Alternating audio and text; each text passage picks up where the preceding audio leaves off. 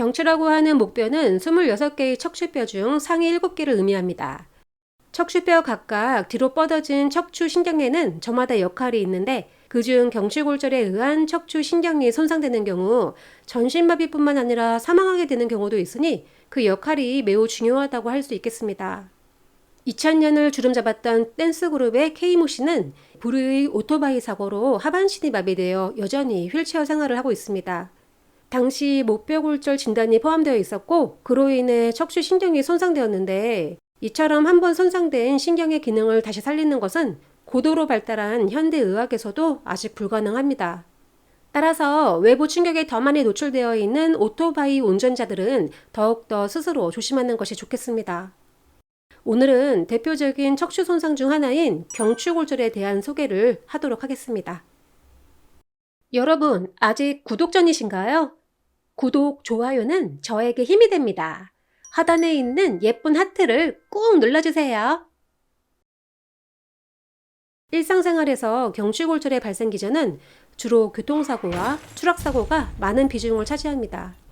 경추가 골절된 정도에 따라 수술하지 않고 보조기만 착용하여 치료하는 경우도 있지만 수술적 치료가 불가피한 경우도 있습니다.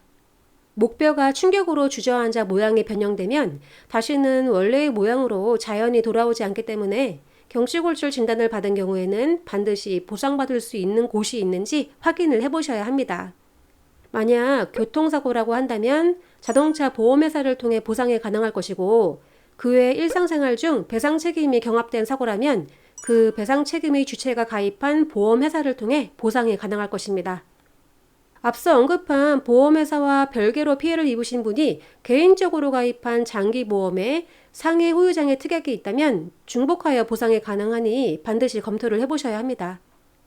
목뼈골절 진단을 받고도 평온한 일상으로 돌아오시는 분들도 많지만 일부는 신경손상으로 하반신마비, 편마비, 전신마비 등의 진단을 받아 인생이 뒤바뀌는 분들도 계십니다.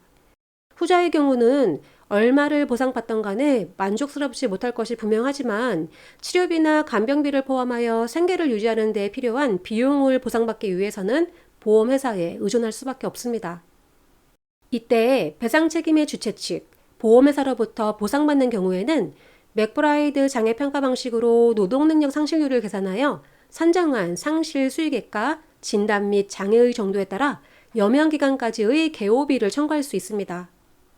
이 외에도 위자료와 휴업손해 등의 항목이 있지만 합의금이라는 포괄적인 의미에서 그 규모가 큰 항목이다 보니 상실 수익액과 개호비의 산정을 위해서는 반드시 전문가의 도움이 필요합니다. 이외에 개인보험에 대해서도 꼭 알고 계셔야 할 것들이 많습니다.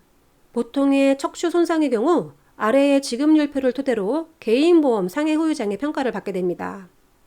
하지만 척추신경 손상이 동반되어 마비로 일상생활에 큰 불편함이 남게 되는 경우에는 고도 후유장애 특약을 보상받기 위해 반드시 추가적으로 검토해야 하는 것이 있습니다. 바로 일상생활 기본동작 제한 검사입니다.